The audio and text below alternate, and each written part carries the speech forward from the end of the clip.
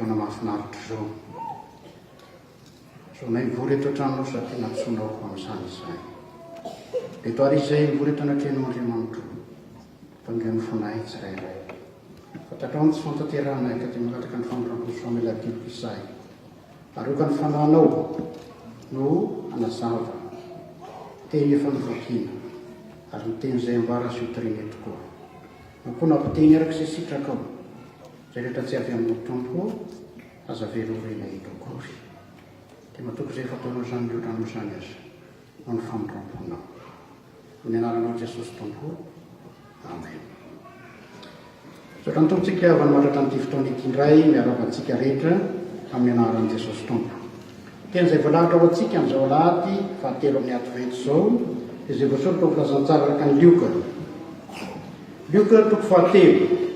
Vakitsika ny andininy voalohany ka hatramin'ny fahaenina. Filazantsara araka ny Lioka toko fahatelo ny andininy voalohany ka hatramin'ny andininy fahaenina izay manao hoe amin'ny anaran'i Jesosy tompontsika. Ary tamin'ny taona fahadimy ambin'ny folo natsakan'i Tiberio Kaisara fony Ponty Pilato ny gouvernoura tany Jodia ary Herode ny mpanapaka tany Gallia ary Filipo Rahalany no mpanapaka tany Itoria sy Trakonitisy ary Lisania no mpanapaka tany Abilena ary Anasy sy Kaiafa no mpisorona be. Dia tonga tamin'ny Jaona zanaka Zakaria tany anefitra ny tenin'Andriamanitra ary nakany amin'ny tany rehetra any amoron'ny Jordana izy nitory ny batisa ny fibebahana ho famelan-keloka. Araka ny voasoratra ao amin'ny bokin'ny teny Isaia mpaminany hoe injany misy feony miantso mafy eny anefitra hoe amboary ny lalan'i Jehova ataovy mahitsy ny lalan-kalehany. Mboasary elo fitofana ary ny tendrombohitra sy ny avoana rehetra etra ary ny meloka hitsy ary lalan'ny fitotoana ho amarinina ary ny nofo rehetra ahitany famonjen'Andriamanitra. Dia iray masona manamasinana ny famarinana hitenina amin'ny famarinana.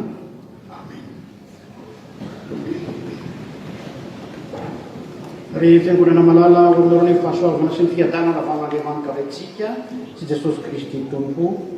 Amen. Lahady fahatelo amin'ny advento no misy atsika izany hoe lahady ray zany sisa dia tonga ny krismasy.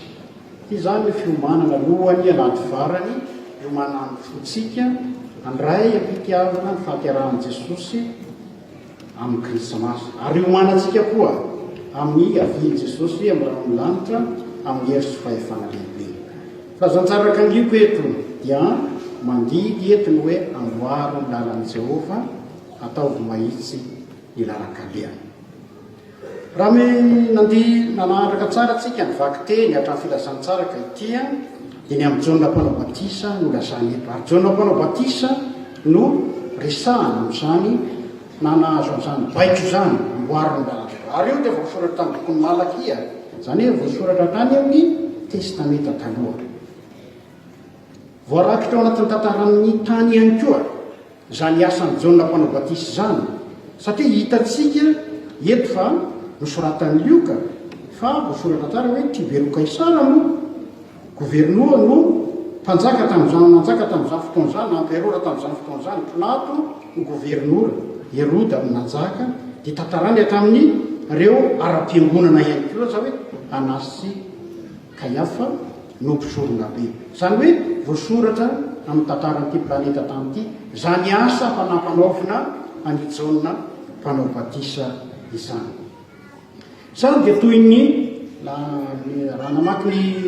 ny episiony atsika na ny testamenta taloha izay anjarantsika dia amin'ny tsy atoko fahefapolo tahaka ny nampilazana ny Israely fahiny raha vapo tany Babilôna fa ho afaka izy ho akarina tany izy ka lazana tanda fa ampionony ilpo Jehova feon'ny Jehova tompo milaza fa tapitra ny fotoana fanompon'ny olony tany Babilôna afaka tamin'ny fangitsany Babilôna ihany izy fa hody any amin'ny tanyny razana dia any amin'ny tany izay nienenan'i Jehova tompo tamin'ny Abrahama sy ireo taranany fa ho azy honenany izany tanàna izany. Dia tonga tokoa izany raha ny tantara faharoa toko fahaenina amby telopolo no mitantara azy dia resin'ny Kirosy ny fanjakana tamin'izany fotoana izany ka izy no nanjaka tamin'izany fotoana izany ka dia nandidy ny olona ze olona Jehova dia hoy izy iza no olony Jehova iza daholo izavy n'olony Jehova ndia miakatra amboary ny tanànan Jehova. Zany eto zany dia zao tsy anompo babylonianina ntsony ny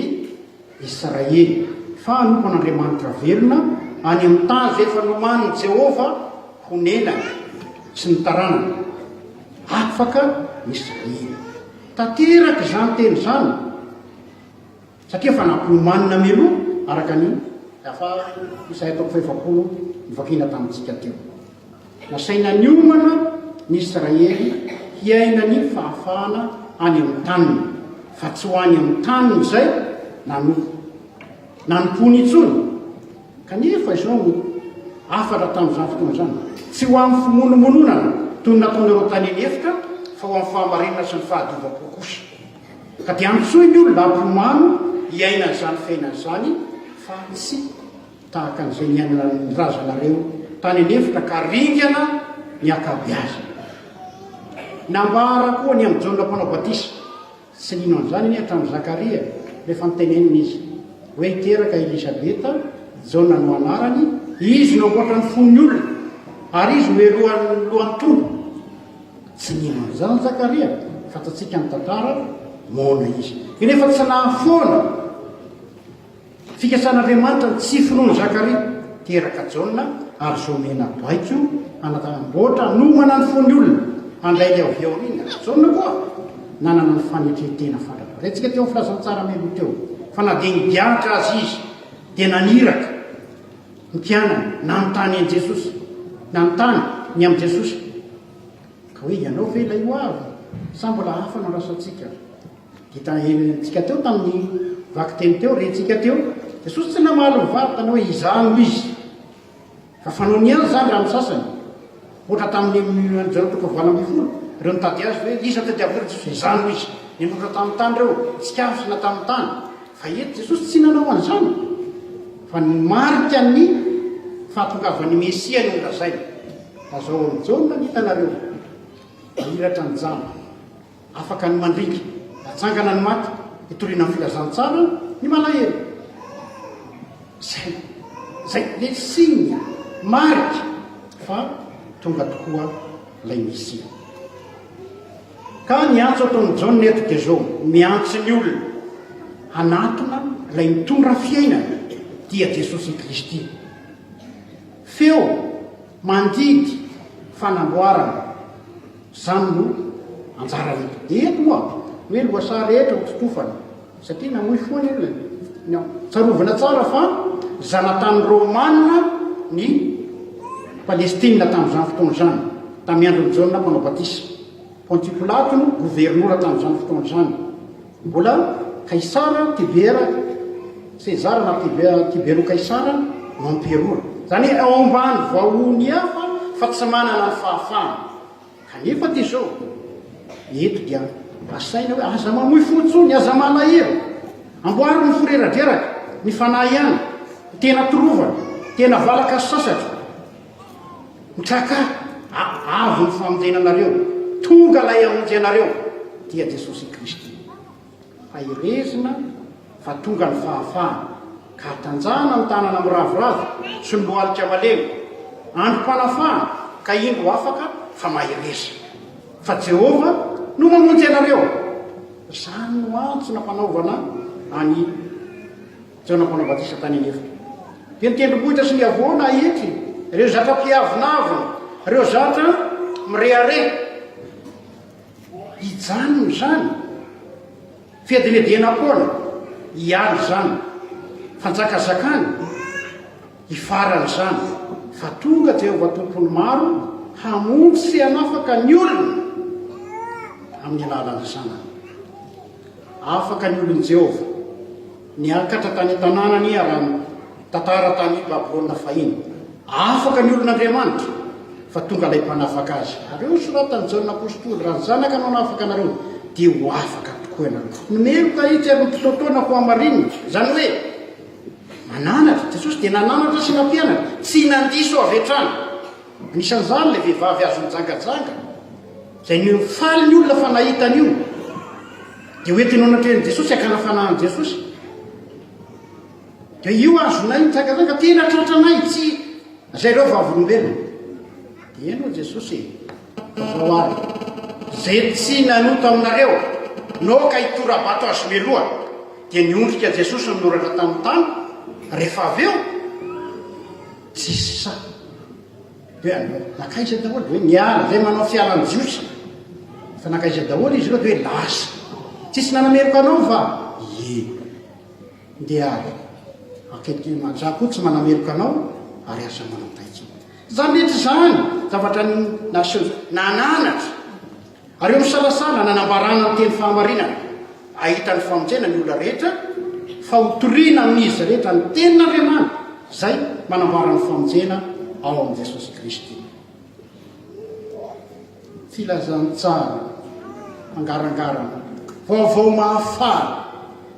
zany no ren'ny olona fa tsy nitahotra sy niovotra ny mpanjanaka tamin'izany nefa dia nanatona ny olona retsika tamin'ny filazantsara melo hoe izay inona moa naleonareo any anefitra tany inona ny tadiavinareo tany olona mitafisoa ve any antany amin'ny tanam-panjaka zany volotary zovozony rivotra zany velo ale any dia tamin'izany dia hoy jaona tamin'ny vahoaka raha ny andenin'ny fahafito ny jery atsika ritaranaky ny mena rano iza nano hevitra an'ireo antositra ny fahatezerana ko avy fa zao mibeba mba azo famelana ny helokareo ary nefa bebaka reo dia na hoe inary no ataonay dia nananatra jaona hitatsika isaky nandininy amin'reto anjaratsika reto ohatra ny andinin'ny fahafolo ohatra raha ny vahoaka dia hoe inona no ataonay dia hoe omeo zay tsy manana raha mananakanjy reo omeo sasany raha manakany ianao mizara amin'ny hafa dia nanatiny ray mpamoretra inona no ataonay mpampianatra o ianareo a rehefa mitaky aza mitako mihoatra zay fa nampitakihinanareo zany nananatra nampianatra nanorono maro miaramila ianareo aza mitoto foana aza mpitahorina ny vahoaka zany no nataony jaona nanetsan'ny reto olona reto dia miboky ny Malakia efa voalaza meloa zany rehetra zany mpanatanteraka jaona eto ankehitriny zay zavatra nyteneniny Jehovah'Andriamanitra dia tanteraka tsy misy tsy ho tanteraka teny rehetra zay ataon'Andriamanitra riavana malama jaona mpanao batisa nanao azy zany tamin'izany fotoana zany izy rery misy jaona maro ankehitriny satria jaona mpanao batisa dia voatendry anamon'izany ary ianao koa voantso isika voantso anamboatra ny fon'ny olona anomana ny fon'ny olona sao tsika zao raha mahita tsara dia ila hitomboavy roe ny olona mivezivezy eto an-drenivohitra maninona anomana krismasy inona ny zavatra be deaibe ao an-tsainy amin'izany fatatsika rehetra zany ahoana ny fanomanam-panahy kosa ao ve ary isaorana ny taoko ary tsika indrindra tsika eto amin'ity toerana ity manao herinandro melo anomanana ny fon'ny olona tena anao krismasy marina io ny riavana nay zany iza misy toerana dia asoratana amin'ny teny samihafa ny hoe krismasy sambatra nefa zany marina tokoa ve zany tena marina ve zany zay tokoa ve no ao sa inona anao tiavana manana Andriamanitra tiatsika ary Andriamanitra tsy mahafoentsika mivery zany zanantsika asantanantsika aditiny zanaky sy ny siasatanako aditiko zany hoy izy ka tahaka ny nanambarany jaona ny mahiraka azy omany ny fon'ny amponanao andray an' Jesosy ho teraka ao am-po ary andro ny fiaviany amin'ny fahataperany zao tontolo zao iny na dia amin'ny fahataperan'ny androtsika tsirairay ihany azy omany isan'andro fa tsy fantatra le io na ny andro na ny ora iza ny manana ny zany androary mba ho feo miantso mafy itsika hanomana ka nanantsika fahavononana fetro sy ampy hiatrika ny krismasy ary eo ampiambenana mandrakariva sy tsy fantatra zay avian'ny tompo na oviny inona etsika etao za mety tsy hotafody ohatra raha zay ny farana ka vonona ve ary raha tsy vonona ho aiza feo miantso atsika ary zao filazantsara zao zao ten'Andriamanitra atsika zao aza variana amin'ny rehaky zao tontolo zao satria araka nlazaina teo rehefa manao tonga ny fety dia misy tsy afapony olona raha tsy tonga eo ny zavatra ilay amahafety ny fety. dia zao no manatra ataony Jaona apôstôly randromanina toko 12:faharoa hoy izy minaran Jesosy miovà amin'ny fanavozana saina fataro ny sitrapon'Andriamanitra dia zay tsara sady akasitrana ary marina. Ary zao no namafisany azy eo amin'ny Efesiana toko 5 koa amin'izany tandremy tsara ny fandehanareo fa tsy mitondrana tena tahaka ny adala fa tahaka ny endry ary aroako ny ranovasoa fa ratsy zao fiainan'izao ko aza manao adaladala fa fataro ny sitrapon'ny tompony koa amin'izany aza omamy dovay fa misy fanarana-po amin'ny nofo izany.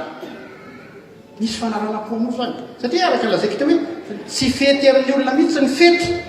raha tsy tonga no zavatra reo misy fisotrotoko misy dovay eo misy ny rehaka rehetra eo fa tsy fety ny fety raha tsy misy an'izany. Iavana zany veno izy isika dia hiraka sy mpitondra hafatra tahaka ny Jaona ka zamba manao zavatra toy izany faoka homendrika an'izany mahiraka atsika zany ny fiainantsika. Fataro tsara fa Jaona apôstôly Jaona mpanao batisa dia valala sy tantely remby no fihinana fa salama tsara izy ampy azy tsara zany lamba volondrameva no nitafiny fa namendrika azy tsara zany navitany hiraka nampanaovan'Andriamanitra azy zany ary ianao ahoana inona kosa ny zavatra homaninao zao fa ho avy ny krismasy ary ho avy koa Jesosy eny amin'ny ramolanitra ka noho izany riavana fa deo ny fanao ratsy rehetra fa raha mahay manavaka ny zavatsoa hiala amin'ny zavapoana isika dia ho solombavan'Andriamanitra tokoa ho hiraka tokoa fa ratsy zany kosa so dia misandoka andraikitra. Misy ihany ny tantara eo amin'ny soratra masina ny olona zay misandoka andraikitra tahaka ny zanaky Skeva raha namoaka demonia Paoly dia mba nanao koa izy ka nanao hoe izay nanona nia nanonona ny anaran'i Jesosy teo amin'izay nanana demonia hoe mampininona anaran'i Jesosy izahay zay toriany Paoly dia hony devoly fantatray Paoly ary fantatray koa Jesosy fa iza ianareo dia nisetrasetrainy no ratsainy nampigorodanina dia nandositra ny boridana nakany an-tanàna. Raha manao no foana dia lasa zavatra tsy mety. Tena hiraka sy mpitondra hafatra tokoa ve isika sasanatria no sandoka anarana fotsiny aoka ho tenao izany riavana fa zany na ny manao Andriamanitra atsika ka sandrato mahafiary ny feonao asandrato fa aza matahotra omano ny fotsika andray an' Jesosy teraka ho atsika fa ho avy ny krismasy ary miomana fatratra fa ho avy izy amin'ny ora tsy ampoziny eny amin'ny ramolanitra ka hitsara mivela sy ny maty. Olona manapoana moa isika olona manahoana moa ianao raha tonga izany fotoana izany advento zao fotoam-piandrasana tena mpiambina sy miandry tokoa ve ianao isika sa ho mandeha ny olona ka mba mandeha mijoro ny olona ka mba mijoro sao dia sanatrio lasa virjina dalitsika ho anivelany fa tsy ho tafiditra ao anatiny ry avanao ho atsika ny lanitra ny namanan'Andriamanitra azy ka miomana fa ho avy ilay mpanjaka ny lanitra ary raha avy izy diteny isika hoe nyreto izao sy ny zaza zay nomenao ary voninahitra eo an'Andriamanitra resany karifanahy masina zay tantolonitra kapomandrak'izay amen. Hitsakana ray sy ny fitahina ny fahasoavan'i Jesosy Kristy Tompo sy ny fitiavan'Andriamanitra ray fampiraisana sy ny fampiangonana fanahy masina ho aminareo rehetra ny zakomandrak'izay amen.